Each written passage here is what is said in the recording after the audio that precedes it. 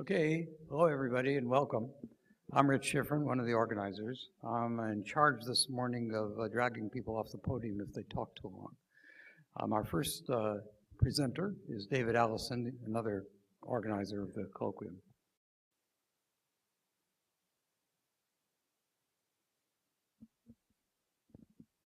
Well, thank you, Rich, and thank all of you for coming. It is truly a pleasure to be here with everybody today.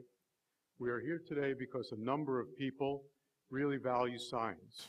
Perhaps first and foremost, Abraham Lincoln, who valued science enough to inaugurate the National Academy of Sciences, giving us this great opportunity. Also, Dame Jillian Sackler, who's here with us, who's funded the Sackler Colloquium series. And then, of course, all of you who are here because you think science is important. So science is the best method to come to objective knowledge, and I don't think anybody here disagrees with that. The validity of science, the reason science has special prominence as the best method for coming to objective knowledge about the world, is that the method stems from its procedures. So the validity of science depends on its procedures.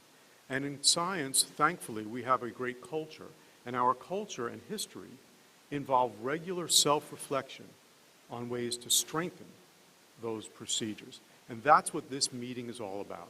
This meeting is all about the idea that science is vital to our lives. Science has brought us many wondrous things. Science continues to bring us wondrous things and new knowledge about the world in which we live. But there's always room for improvement, and we want to make it ever better. I believe, but cannot show, that science is probably more rigorous today than it has ever been. But there is still opportunity to make it more rigorous still. And that is why we're here. I also want to give special thanks to Steve Feinberg. Steve, as many of you know, passed away at the end of last year. He was a wonderful person and a wonderful scientist.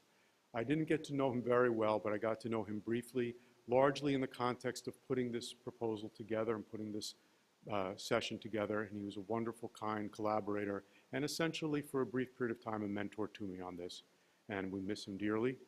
Others will speak about him more at length later. I want to say thank you to the many donors listed on the left. I won't read them all to you, you can read them yourselves. To Susan Marty, our administrator here, who's helped everything come together. To my co-organizers, Rich Schifrin and Victoria Stodden, and of course, all to you. And finally, I want to mention that today, at first I thought it was Women in Science Day. It's actually Women Not Things Day, apparently. It's women boycotting things, and I'm very grateful that women didn't boycott our meeting, otherwise we'd have a rather empty meeting. But it's perhaps apt in that opportunity that I get to introduce Dr. Marcia McNutt, who is our first speaker and who is the president of the National Academy of Sciences. She has many distinctions, and I won't try to name them all, but one of those distinctions, in addition to being a great earth scientist, is being the first woman president of the National Academy of Sciences.